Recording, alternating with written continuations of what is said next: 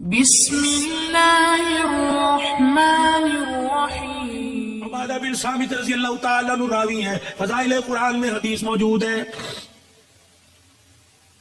فرمایا جو رات کی تنہائی میں خدا کے قرآن کی تلاوت کرتا ہے، جب اس کے مرنے کا وقت آتا ہے، دل کے اجالے میں مشغلہ قرآن بنا، فارغ وقت میں قرآن کھول کے بیٹھ گیا اور لوگوں سفر میں قرآن پڑھنے لگ گیا، فرمایا یہ قرآن پہ کیا دے گا؟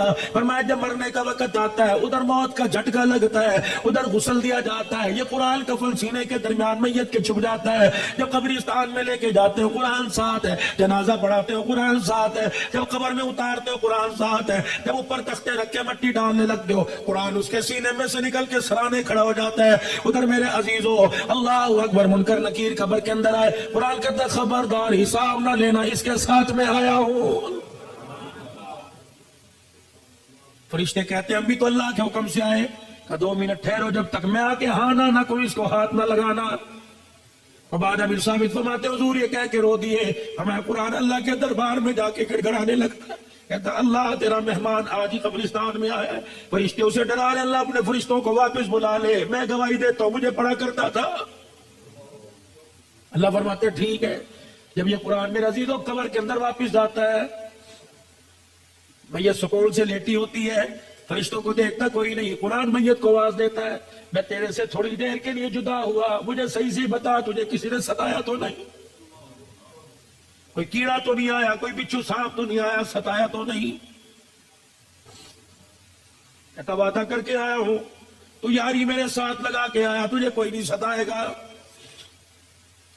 میت کو کہتا میں تیرے سے دور جا رہا ہوں، ملاقات کے لیے روزانہ آتا رہوں گا، جا رہا ہوں۔ میت کو کہتا ذرا آنکھیں کھول کے ذرا آسمان کی طرف دیکھ، قبر کی چھت کی طرف، میت دیکھ دیا 1000 فرشتہ 4 چیزیں اس کی قبر میں لے کے اترتا ہے، جنت کی اوڑھنی، جنت کا بچھونا، نور قندیل لے کے اترتا ہے، یاسمین پھول لے کے اترتا ہے، فرشتے قبر کے اندر اس کے وجود کو اٹھاتے ہیں، جنت کا گدا بچھاتے ہیں، اور پھر دائیں بائیں سے اتنے سوراخوں سے جنت کی ہوا کیسی چلتا ہے، پھر اس کے پیروں کی طرف جنت کا کمبل رکھ دیا جاتا ہے، کہا جاتا ہے ہم تو تیرے سے جا رہے ہیں، اگر سردی لگی تو کمبل اوڑھ لینا۔ تیسرا میرے عزیزو اس کے سینے پہ یاسمین پھول رکھ دیا جاتا ہے کہ اگر اماں ابا بہن بھائی یاد آوے اس پھول کی خوشبو کو سونگھ لینا، تو اس کی خوشبو میں مست ہو جائے گا، جب جانے لگے کہ اندھیرے کا کیا بنے گا، فرشتے نور قندیل قبر میں جلاتے ہیں کہ قیامت آ جائے گی، اس لیے کا نہ گیس ختم ہوگا نہ تیل ختم ہوگا، قیامت تک یہ جلتا رہے گا۔ اللہ اکبر۔ جب قرآن پاک اس کی قبر سے جاتا ہے، کہتا بے فکر ہو کے سو جا، خدا سے وعدہ کر کے آیا ہوں قیامت کی صبح تک تجھے اٹھانے بھی کوئی نہیں آئے گا۔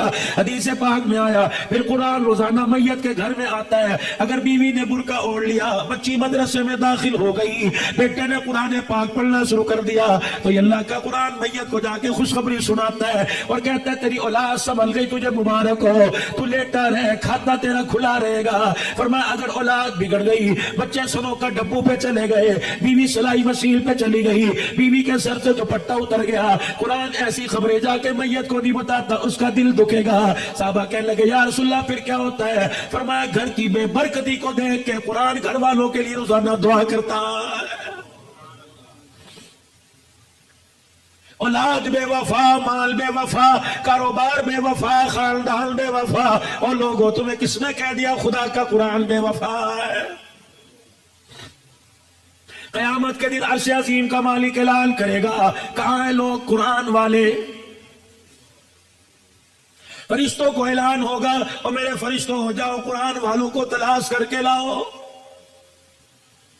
پروردگار عالم کے حکم پہ فرشتے قدم اٹھائیں گے، فرشتے مڑ مڑ کے دیکھیں گے کیا ہوا، یا اللہ قرآن والوں کو تلاش کر کے لائیں، ان کی نشانی کیا، یا اللہ کون سا ٹائٹل، کون سی نے شیلڈ ملی، یا اللہ کون سا اس کا حصہ نور اس کا چمک رہا، یا اللہ ماتھا چمک رہا، ہاتھ پیر چمک رہے، یا اللہ جس سینے میں قرآن تھا وہ چمک رہا ہے۔ الہ العالمین، یا تو حضرت آدم علیہ السلام سے لے کر جناب کالی کملی والے محمد عربی صلی اللہ تعالیٰ علیہ وسلم کی ساری امتیں کھڑی ہیں، الہی تیرے قرآن والے کون ہیں؟ سنو اللہ فرماتے ہیں او فرشتوں، میدان محشر میں جتنے مرد اور بوڑھے بچے کھڑے ہیں، ہر ایک کے منہ کو سونگتے رہو، جس کے منہ سے مجھ کو عنبر کی خوشبو آ رہی ہے وہی میرا قرآن والا ہے۔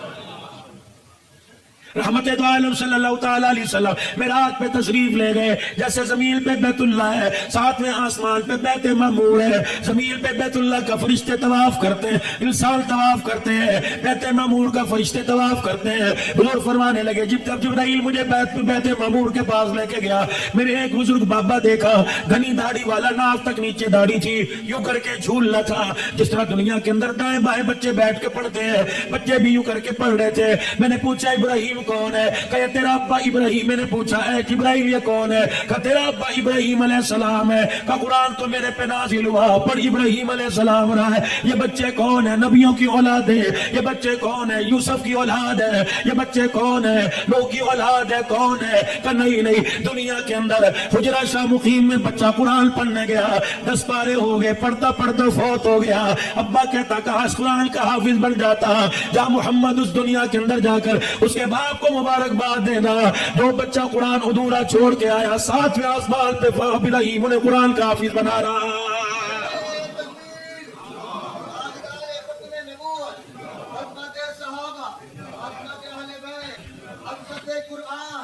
حدیث شریف میں آیا, فرمایا جب قیامت کے دن یہ امتی اللہ کا بندہ خدا کے دربار میں منہ لٹکا کے آئے گا, اس کے دونوں طرف 2 بادل کے ٹکڑے یوں کر کے چلتے آئیں گے. اللہ فرمائیں گے شرمندہ کیوں اتنے تک. جب یوں کر کے دیکھے گا ان بادل کے ٹکڑوں میں سے نور برسنے لگ جائے. جب چھم چھم اس کے چہرے پہ گرے گا پریشانی ختم ہوگی, دل پہ گرے گا ختم ہوگی. کہے گا اللہ بھائی کی شکل نہیں, یار کی شکل نہیں, دوست کی شکل نہیں, کون ہے؟ اللہ فرمائیں گے ایک طرف سورہ بقرہ ہے, دوسری طرف سورہ آل عمران ہے. یاد کر رمضان المبارک میں تو نے ختم کیا تھا, تو نے ایک مرتبہ تلاوت کی, انہوں نے بھی وعدہ کر لیا تھا قیامت کے دن جب کوئی سایہ نہ ہوگا ہم سایہ کر کے تیرے سر کے اوپر آ جائیں گے. بھلا جس کے سر پہ قرآن کا سایہ ہو خدا انہیں جہنم میں کیسے ڈال سکتا ہے؟ فرمایا لوگوں رات کو عشاء کی نماز کے بعد سورہ ملک پڑھ لیا کر. ہمارے جیسے قبر میں جاتا ہے سورہ ملک 2 پروں کے اندر لپیٹ لیتی ہے, فرشتوں سے کہتی ہے نہ سوال کرنا, مجھے پڑھا کرتا تھا میں ضامین ہوں. فرمایا لوگوں صبح سورہ یاسین پڑھ لو. اللہ کہتا ہے مجھے میری عزت کی قسم ہے 3 وقت کھائے گا دوں گا, 4 وقت مانگے گا دوں گا, 5 مرتبہ مانگے گا دوں گا. جو سورہ یاسین سے دل کی ابتدا کرے گا موت تو آئے گی, اس کے رزق میں کبھی تھوڑ نہیں آئے گی.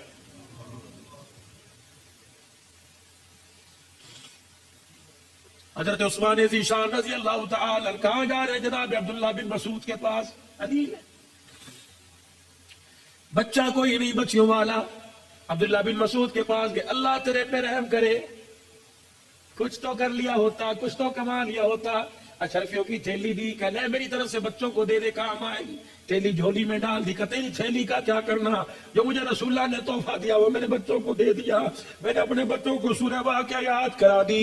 میں نے کہا میرے بچوں مغرب کی نماز کے بعد تلاوت کرنا. کملی والے نے فرمایا جو سورہ واقعہ روزانہ پڑھے گا موت تو اس کے گھر میں آئے گی, رزق کی تھوڑ کبھی نہیں آئے گی.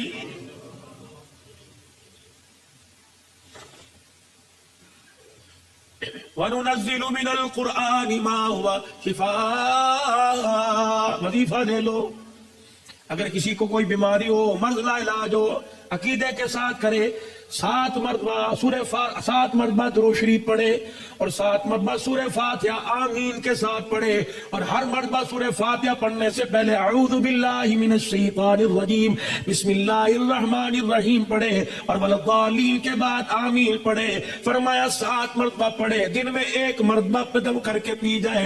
7 دن پینے کے بعد چیک کرائے, جو مرض چیک کرائے گا تیرے جسم کی رگوں میں خون تو نظر آئے گا, سورہ فاتحہ کی برکت سے وجود میں بیماری نظر نہیں آئے گی. حضور نے فرمایا شہد میں شفا ہے, اللہ کی قسم ہو ہی نہیں سکتا شفا نہ ہو. بیمار ہوا شہد چٹاؤ اللہ شفا عطا فرمائے. حضور علیہ السلام نے فرمایا نا. خدا کے واسطے میرے عزیزو اس وقت قرآن دنیا کے اندر میرے عزیزو آپ سروے کرو, اس وقت آپ کو دنیا کے اندر سب سے مظلوم ترین طبقہ قرآن کا پڑھنے والا پڑھانے والا نظر آئے گا. تنخواہوں میں کم, حیثیت میں کم, رہائشوں میں کم, کالونیوں میں کم, عہدوں میں کم. میرے عزیزو کون ہے جو قرآن والوں کی ڈگری قبول کرتا ہے؟